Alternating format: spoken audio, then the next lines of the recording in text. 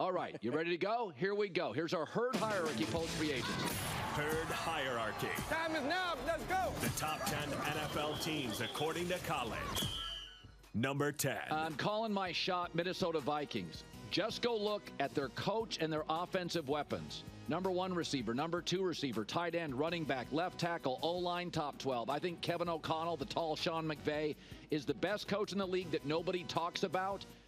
I like them. They saved money getting off Kirk Cousins, coming off the surgery. They bolstered their pass rush with those savings. They did like the Houston Texans did last year. They quietly made their defense better with a lot of B to B plus moves. Vikings at 10. Number 9.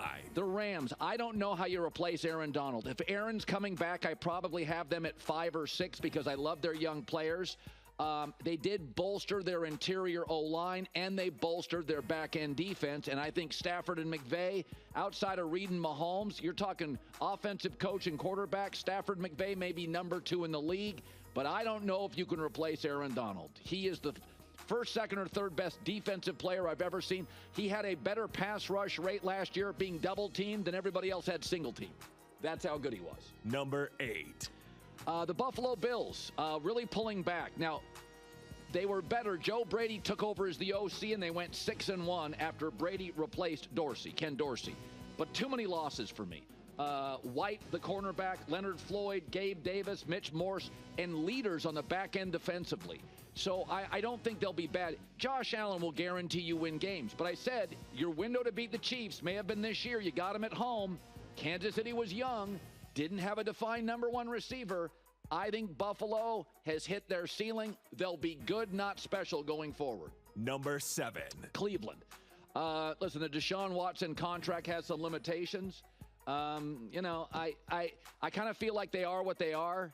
They could maybe win a weaker division, but I don't think they'll be as good as Baltimore. I don't think they'll be, I think because I don't know what Joe Burrow is going to look like, I'm going to put him in at number 7. I do think defensively, especially at home last year, they were special. They've added now Jerry Jeudy, the wide receiver, along with Cooper, and I love Stefanski, so I'll put him at 7, but a bit of a mystery. Number 6. The Ravens. Again, a slight pullback. They've lost multiple offensive linemen and Patrick Queen, the linebacker. They'll be good. They got Derrick Henry.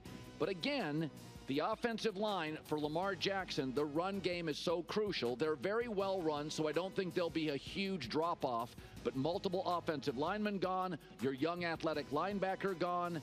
I think they're good. I don't know. After that playoff performance, I don't know with these losses how great they are. I know they'll be good. Number 5. I don't know what to do with the Philadelphia Eagles, but new information, new opinion. I love the Saquon Barkley move. I think he's arguably the first or second back in the league to Christian McCaffrey. I don't know, like Aaron Donald, I don't know what you do when you lose Jason Kelsey. The offensive line will not be as good, although it's good at the tackle spots.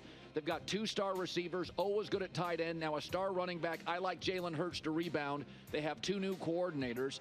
If you'd asked me 3 months ago, I don't know how I feel, but I think Saquon Barkley matters. They also went and upgraded their defense by moving away. They saved some money. Bryce Huff, I think, is a real help on the defensive end. So I put Philadelphia, a team that, like Baltimore, I know they'll be fine. Will they be really fine? I put them at 5. Number 4. The Packers. I love their young talent. I really do. I think they're really special. I think Jordan Love's last 8-9 games. Go watch him. I thought he was spectacular. Matt LaFleur, finally now, he's got his team. Aaron Rodgers' contract off the books. They have 11 picks, the most picks in the entire draft.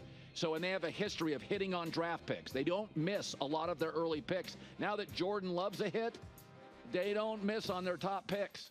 I think they're really good. I think they're only getting better. They moved Bakhtiari. Aaron's now out the building for over a year. They've got it oiled up. I watched them go and dominate Dallas. I think this is I watched them go toe-to-toe with San Francisco. I like them. Number 3. But not quite as much as Detroit, because Detroit's best players are older than Green Bay's. They're more established. Penei Sewell, Amon-Ra St. Brown. A lot of Green Bay's best players are kids. They addressed their weakness in free agency, and they went and got a corner in Carlton Davis, who I've liked for a long time. So I think Detroit, if they can get corner plugged up a little bit, I think it's a great front office. Goff is more than capable. To me, a top 10 quarterback. Lions at 3. Number 2. Listen, San Francisco's roster is still really, really good. I think there's limitations with Brock Purdy, but they went out. They got to find a defensive coordinator. But what happens when I like the GM and I like the coach and I like the roster? Now I think it's getting old.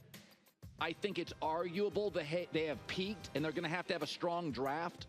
And I think if you ever had to pay Brock Purdy, it would feel different. But God, you start writing down their 7 or 8 best players.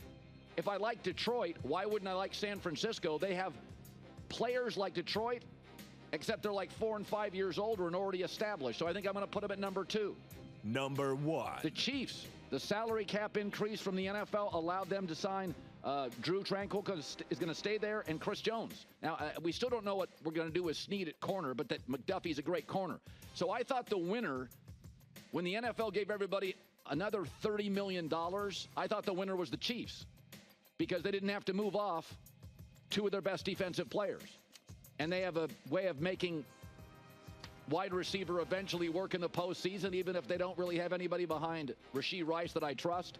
Hi, everybody. It's me, Uncle Colin. Subscribe here to get the latest from the herd, including exclusive behind-the-scenes videos and more, wherever you may be, however you may be watching.